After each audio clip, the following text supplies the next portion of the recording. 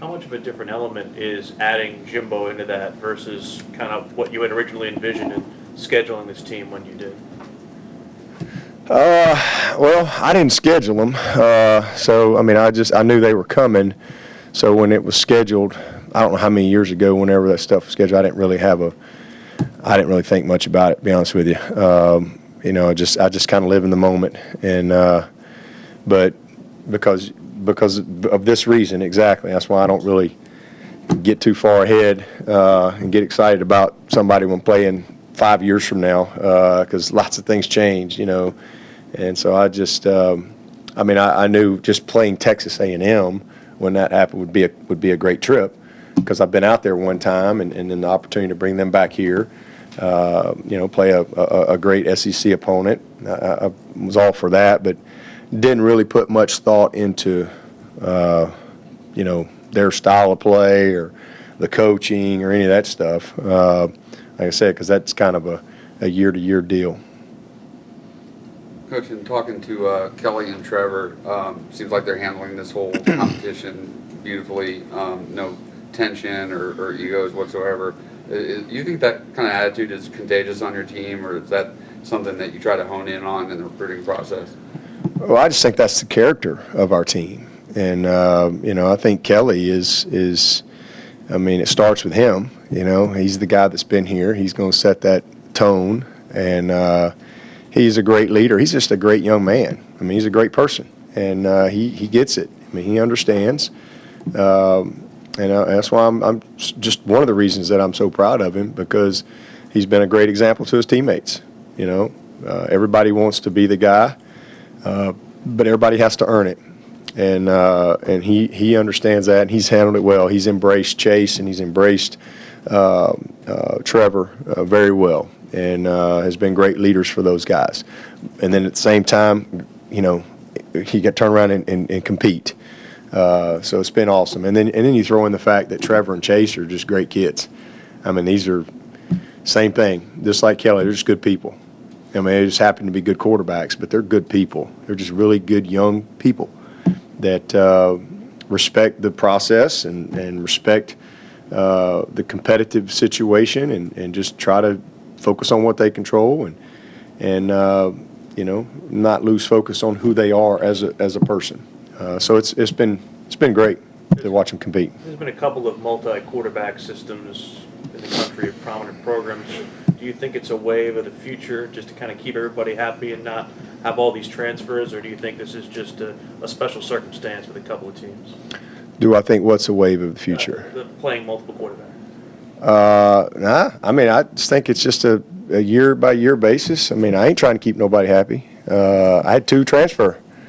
I had 2 quarterbacks that were here last year aren't here anymore. So I ain't trying to keep nobody happy. I ain't trying to keep nobody from transferring. I just want to win. And that's just the best player going to play.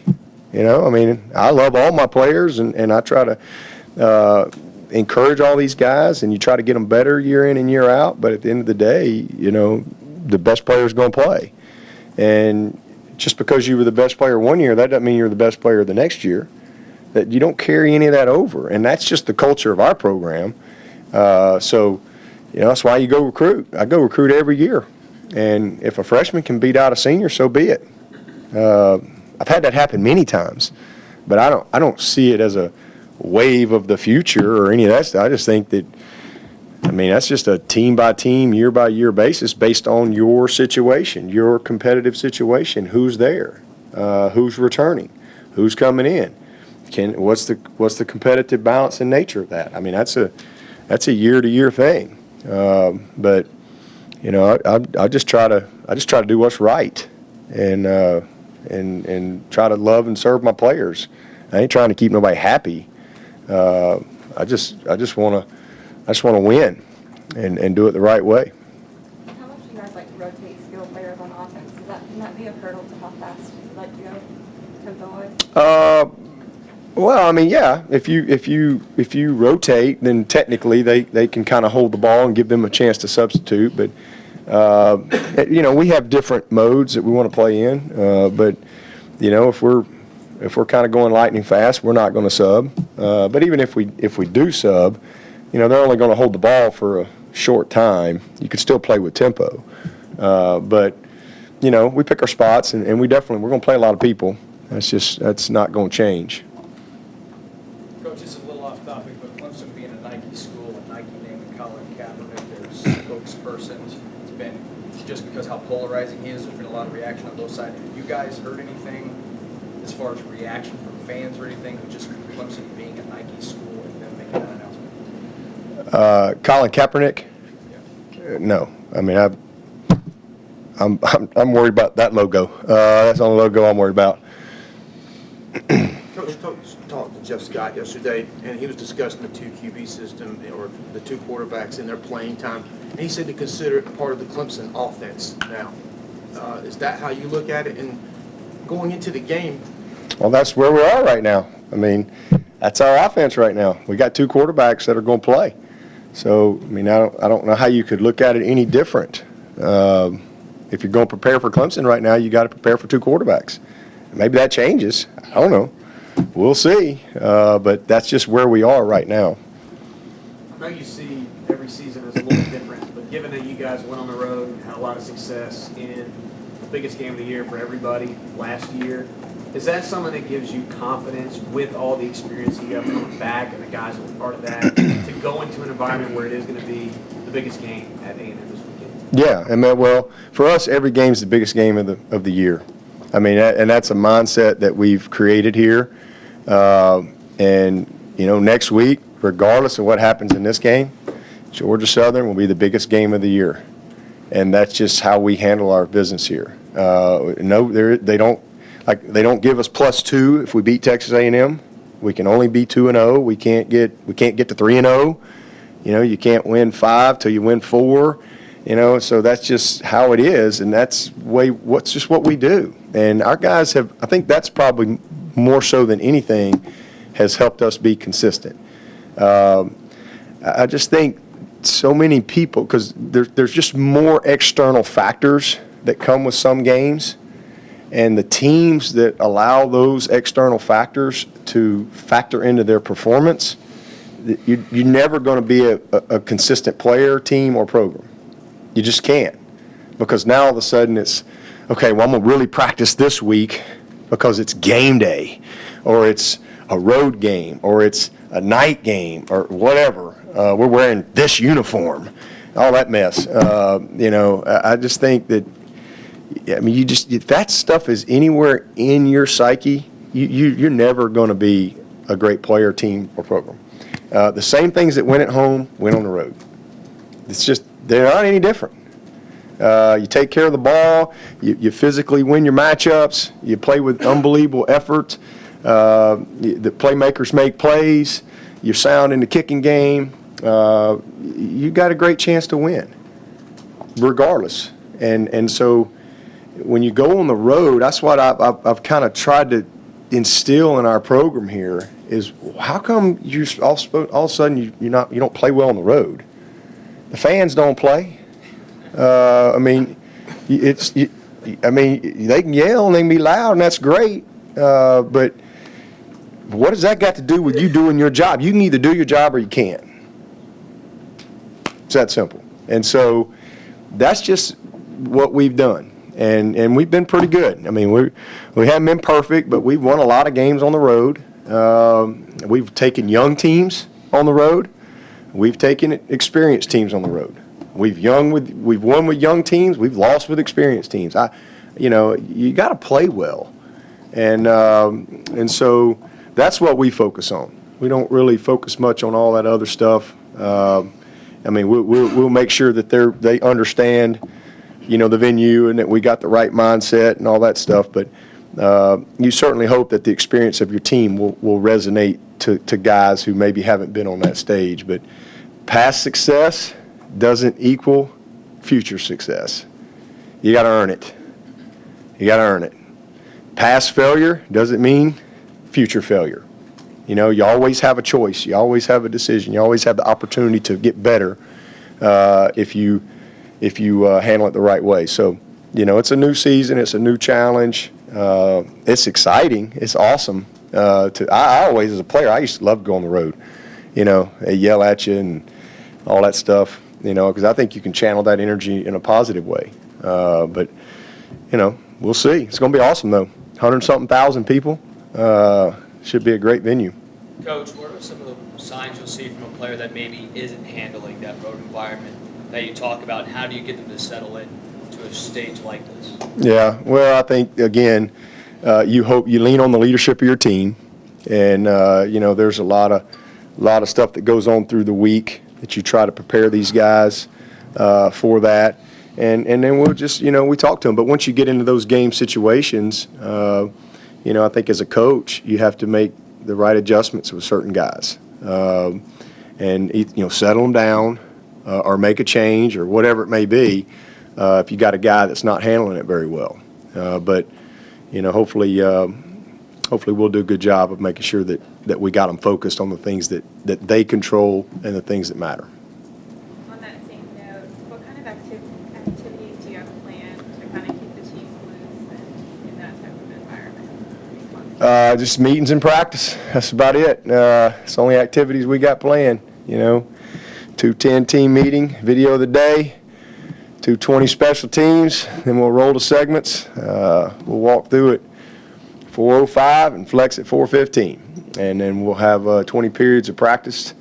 A little bit of team pass and some skelly and some inside drill and man-to-man, OLDL pass rush, a little O versus D to finish practice. That's all the activities we'll have planned. That's it.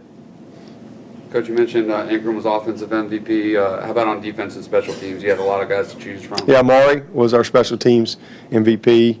Obviously got us off to a great start in the punt return, and we had a bunch of guys. They take them charts out of here, but our momentum plays. Had a bunch of guys that were part of our special teams momentum plays that were a part of those returns. But Amari, I thought, did a tremendous job for us there. And then defensively, it was Christian Wilkins. He played awesome. We had a lot of guys play well on defense, but he really played a great game. Great game. You have to be the special teams. A lot of times that can be the difference in these road games. How nice is it to have a veteran back who's kicked in big road games back kicking for you? And obviously, BT kicked it out of the end zone. Yeah, it's great. I mean, that's, special teams can win games and lose games. You saw App State up there, Penn State, just the other day, and, kickoff coverage. That hurt them. And you saw a game last night. I think there was a block punt for a touchdown. Those are momentum. I mean, just like the punt return, I think the one the other day, I think Amari, I think his foot got inside the 15-yard line, backed up. And we end up getting first down on our 20, or their 20, excuse me. I mean, that's a big momentum. And then the other return, I think he got 2.5 first downs. And so it's special teams is a, if you really know anything, the game within the game, and you really study the field position percentages as far as your odds to score based on where you get the ball and possess the ball, or the flip side, their odds to score based on where they get it. So you're creating field position defensively. I mean, it's a game within the game. And so special teams, it creates a lot of hidden yardage. It's the first play of offense. It's the first play of defense. That's why I tell our guys, it's down 0. So if I'm covering a punt, that's going to determine where the first down of defense is going to be played. If I'm returning a punt, that's going to determine where the first down of offense is going to be played. And that goes back to that field position chart. And so it's a very impactful part of the game. And hopefully it's an area that we can play well all year and can be a strength of our team and hopefully win some games for us. Are there any areas from the Furman game that you particularly notice need to be cleaned up or improved? Oh, yeah. Yeah, we had too many loafs. There had too many guys that I thought, took a play or two off. We don't have any half-speed plays. We had too many MAs. And again, I know we played a lot of people, but the standard doesn't change. The expectation doesn't change. We didn't down the sky punt really poor execution. We'll work hard on that this week. Really poor execution on that. Had a great punt, and we got everybody there. We got one guy loafing, and we got everybody there. I don't care what the scoreboard is. So there's a lot of things that we can clean up in the game, for sure. You know, we got our quarterback hit on a missed assignment. We had a fumble on an exchange, back too tight and hits the ball, and ball's on the ground. So there's a lot. That's just jumps in my head right there, but several things we can do a better job of. Missed some easy throws, dropped a ball. You know, so there's a bunch of stuff we need to improve. How happy were you to see Shaq show up the way he did after his development over the last however long it's been? Yeah, I thought he's a sophomore, and you know he got his first taste of it last year. You know, got a little bit of playing time, played on special teams, but you know, it was good to see him. I thought he played really well. He was our what we call that award? I think he was our Disruptor Award winner, or whatever. We do our honor roll on Mondays, and but he was very productive, very productive. Did a great job. It's good to see him have some success, and hopefully, you know, he'll take another step for us this year, and continue to develop into what we think he can be by the time he leaves Clemson. But I was happy for him. Dabo, two players also on the defense that stood out Saturday, Balin Spector and Logan Rudolph. Did they factor into the season further on as far as playing time? Oh, yeah. I mean, absolutely. I mean, Logan was second team the other day. Register was out and ended up not being able to go. And you know, Logan was the second team guy, he and Justin. So he's a good football player. He'll be a factor for us for the next 4 years. He's just a freshman, but he's just a high energy, intense, you know, physical player. And there's always room for guys like that, for sure. And then who's the other one you asked me about? Balin Spector. Oh, and Speck, yeah. And Speck is a guy, he's a freshman. Most likely he'll be a big special teams contributor for us this year and kind of pick his spots. He's got two guys in front of him right now, but good player. He'll be a guy that I think as we go through the season, Brent will, you know, gain a little confidence and use him in some of our heavy linebacker packages. But definitely a special teams contributor and a guy that we think is going to be a really good player. Very good. All right, thanks, Coach. All right. Thank you all. Thanks for not going on for segment on this one. We asked the QB question. No. That's a good question.